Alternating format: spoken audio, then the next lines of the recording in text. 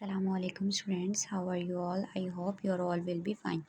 Okay students, हम लोगों ने 9th क्लास की बायो स्टार्ट की हुई है। अल्हम्दुलिल्लाह कल हमारा यूनिट नंबर जो 5 था वो कंप्लीट हो गया था। ठीक है, आज बेटे हम लोगों ने यूनिट नंबर 6 स्टार्ट करना है। ठीक है, यूनिट नंबर 6 का नेम है बायोमोलिक्यूल्स। ठीक है, इसमें हम लोगों ने बेसिकली जो आज का हमारा लेक्चर है उसमें हम लोगों ने देखना है कि जो वर्ड बायोमोलिक्यूल है इसका मतलब क्या होता है। ठीक है, बायो का मतलब होता है लाइफ और मॉलिक्यूल्स का मतलब वो क्या होता है atom combined to form molecules. तो मतलब हमने ऐसे मॉलिक्यूल्स के बारे में पढ़ना है जो ऑर्गेनिज्म के अंदर बनते हैं। तो इस चैप्टर का नाम ही क्या है, बायो मॉलिक्यूल। बायो का मतलब होता है लाइफ और मॉलिक्यूल का मतलब होता है मॉलिक्यूल्स ही। तो ऐसे मॉलिक्यूल्स बेटा जो ऑर्गेनिज्म के अंदर बनते हैं that is called bio molecules. ठीक हो गया, इसकी हम लोग डिफाइन देखेंगे और कुछ मेजर बायोमोलिक्यूल्स देखेंगे, उनका फंक्शन देखेंगे और उनकी लोकेशन हम लोग देखेंगे। तो बेटे हम लोग स्टार्ट करते हैं सबसे पहले बायोमोलिक्यूल्स की डिफाइन से। Biomolecules molecules produce by organism called biomolecules. मैंने अभी आपको बताया ऐसे मॉलिक्यूल्स जो ऑर्गेनिज्म के अंदर बनते हैं डेट आर कॉल्ड बायोमोलिक्यूल्स, और यही आज हमारे चैप्टर का नेम है। एग्जाम्पल ले लेते हैं बेटे, जैसे प्रोटीन का मॉलिक्यूल हो गया, लिपिड का मॉलिक्यूल हो गया, कार्बोहाइड्रेट का मॉलिक्यूल हो गया। ओके, अब जो बायोमोलिक्यूल्स हैं ये बहुत ही क्रूशल रोल प्ले कर रहे होते हैं ऑर्गेनिज्म की स्ट्रक्चर बनाने में और उसके फंक्शनिंग में। ठीक है, तो हम कह सकते हैं they play crucial role in structure and function in organism. ठीक है, कुछ मेजर बायोमोलिक्यूल्स देखते हैं, major biomolecules and their functions. ठीक है, हमने बायोमोलिक्यूल्स देखने हैं, इनकी लोकेशन देखनी है एंड इनका फंक्शन देखना है। ठीक हो गया, बेसिकली जो हमारे पास मेजर बायोमोलिक्यूल्स है that are carbohydrates, protein, lipids, DNA and RNA. Location देखेंगे सेकंड नंबर पर, और थर्ड नंबर पे हम इसका फंक्शन देखेंगे, इसका क्या फंक्शन है। सबसे पहले हम लोग देख लेते हैं कार्बोहाइड्रेट्स को। कार्बोहाइड्रेट्स बेटे हमारे साइटोप्लाज्म में होते हैं और हमारी सेल मेम्ब्रेन में। ठीक है, कार्बोहाइड्रेट्स कहाँ कहाँ होते हैं, साइटोप्लाज्म और सेल मेम्ब्रेन में।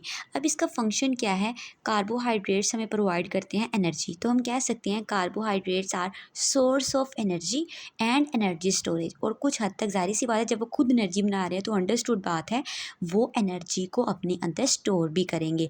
तो source of energy and energy storage. Second number पे जो हमारा मेजर बायोमोलिक्यूल है डेट इज़ प्रोटीन। प्रोटीन का आप लोगों को बड़े अच्छे से पता होगा, एग में होती है, चिकन वगैरह में होती है ना। अब बॉडी में वो कहाँ पर होती है बेटे, इसकी लोकेशन होती है बॉडी में जो है वो है सेल मेम्ब्रेन, जिसे हम लोग प्लाज्मा मेम्ब्रेन भी कहते हैं। साइटोप्लाज्म एक जेली लाइक सब्सटेंस होता है सेल के अंदर। E R stand for endoplasmic reticulum, Golgi apparatus, lysosome and mitochondria. ये सारी की सारी ऑर्गेनेलिज हम लोगों ने सेल के अंदर पढ़ी थी।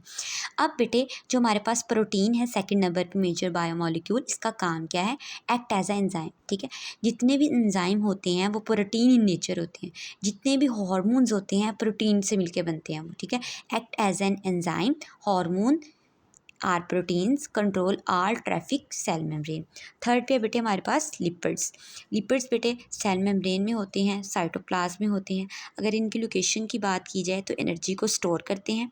ठीक है, एनर्जी स्टोरेज मॉलिक्यूल हैं, हीट इंसुलेटर हैं, मेक सेल स्ट्रक्चर, सेल की स्ट्रक्चर बनाने में बड़ा रोल प्ले करते हैं लिपिड्स, और एज अ इंसुलेटर काम कर रहे होते हैं हमारे पास। ओके, नेक्स्ट देखिए बायोमोलिक्यूल है डीएनए एंड आरएनए। डीएनए की लोकेशन देखेंगे, ये तो हमें नॉर्मली पता है कि डीएनए न्यूक्लियस के अंदर होता है, उसका जो न्यूक्लियोइड रीजन होता है, डार्क रीजन, उसके अंदर होता है। माइटोकॉन्ड्रिया के पास अपना डीएनए होता है, क्लोरोप्लास्ट के पास डीएनए होता है। ठीक है, अब बेटे डीएनए का फंक्शन क्या है, ये हमें बहुत, हम लोग स्टार्टिंग से साइंस में ये बात पढ़ते आते हैं, डीएनए कैरी करता है जेनेटिक इन्फॉर्मेशन को।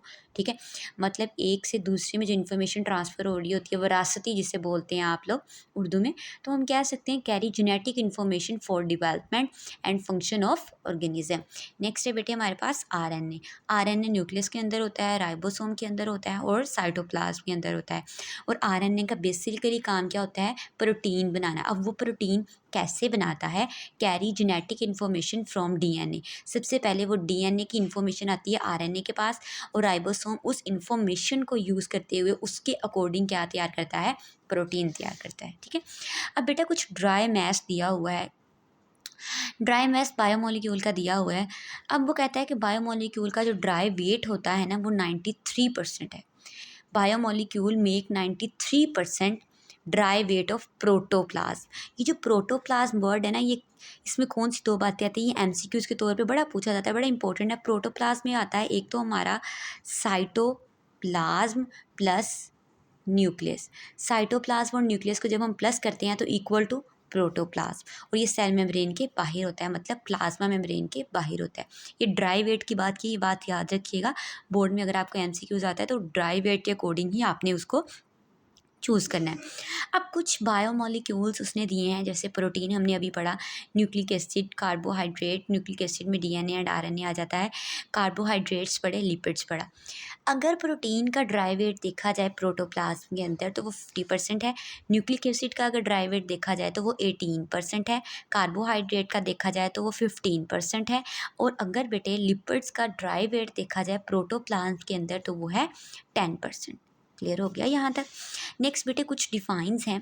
हम लोगों ने कहा था लास्ट लेक्चर्स में, हम लोगों ने बात की थी कि इंसान के अंदर केमिकल रिएक्शंस हो रहे होते हैं, ठीक हो गया, जैसे बायोकेमिस्ट्री, ऐसे रिएक्शन जो इंसान के अंदर हो रहे होते हैं, that is called biochemistry of a person या बायोकेमिस्ट्री ऑफ अ मैन। तो मेटाबॉलिज्म वो सारे के सारे केमिकल रिएक्शन है, ठीक है। Sum of all chemical reaction occur in living organism collectively called metabolism, ठीक है। सारे केमिकल रिएक्शन को जब आप जमा करते हैं, जितने भी केमिकल रिएक्शन इंसान के अंदर हो रहे हैं, that are called metabolism. Metabolism की बेटे दो टाइप्स होती हैं, first one is anabolism and second one is catabolism. Anabolism के नेम से ज़ाहिर हो रहा है, एना का मतलब होता है बनाना, कैटा का मतलब होता है तोड़ना, ठीक है। तो दो तरह के रिएक्शन हो रहे होते हैं, बाज़ चीज़ें बन भी रही होती हैं, बाज़ टूट भी रही होती हैं। तो एनाबॉलिज्म में चीज़ें बनती हैं, कैटाबॉलिज्म में चीज़ें टूटती हैं। एनाबॉलिज्म की डिफाइन देखते हैं बेटे। एनाबॉलिज्म में simple substance combine to form large substance, ठीक है। छोटे छोटे सब्सटेंस मिलके एक बड़ा सब्सटेंस बना देते हैं, जैसे अमाइनो एसिड मिलते हैं तो प्रोटीन का मॉलिक्यूल बनता है, तो डेट्स एनाबॉलिज्म। इसमें एनर्जी जो है वो यूज़ होती है, क्योंकि चीज़ें जुड़ रही हैं तो एनर्जी इस्तेमाल हो रही है, किसमें, एनाबॉलिज्म में।